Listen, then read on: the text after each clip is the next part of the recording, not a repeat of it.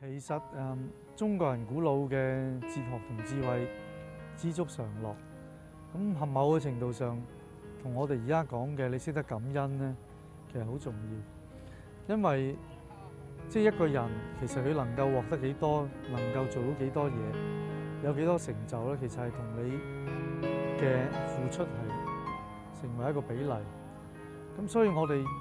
如果我哋唔去明白咧，其實好多嘢我哋係要珍惜，要去感恩，而且我哋要去持守，要去保護，再要去將佢發揮。